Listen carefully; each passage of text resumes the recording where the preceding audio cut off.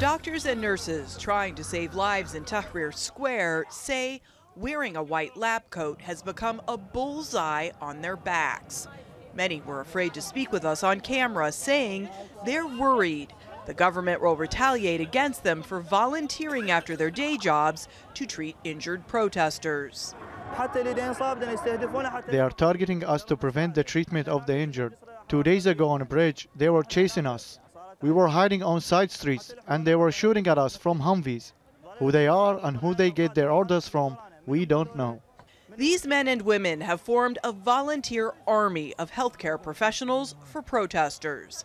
Doctors, nurses, pharmacists, nurses' assistants, even medical students. Work in tents like this one spread across Tahrir Square, which has become the epicenter of the protests. The wounded arrive in a steady stream, primarily via tuk-tuks, which can more easily navigate the crowds. The medics also venture out onto nearby bridges, which have become battlefields as protesters confront security forces.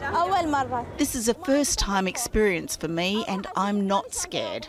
I saw they are like my brothers falling injured and no one cares about them. They are also targeting us with live ammunition. The Iraqi Human Rights Commission says at least 4 medics have been killed in Baghdad since anti-government protests began on October 1st. The medics we spoke to say the people shooting at and attacking them are wearing military uniforms. We talked to Iraqi military spokesman ABDUL KHALEF about allegations that healthcare professionals are being attacked. There are 60 to 70 people belonging to one political group and they are wearing anti-riot police uniforms. They go to the front of the protesters. They are not anti-riot police. They are not part of our forces. They are civilians or militias. We don't know. We have started an investigation to track them. KHALEF says these people he calls infiltrators are also attacking security forces.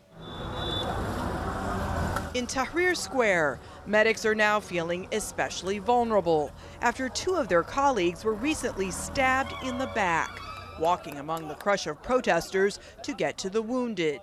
They say their determination to help and heal all in need is stronger than any fear.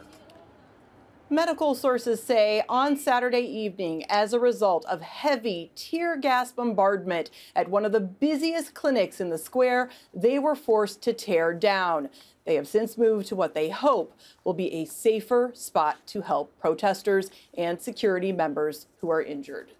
Natasha, thank you very much for that. Natasha Ghoneim live for us in Baghdad.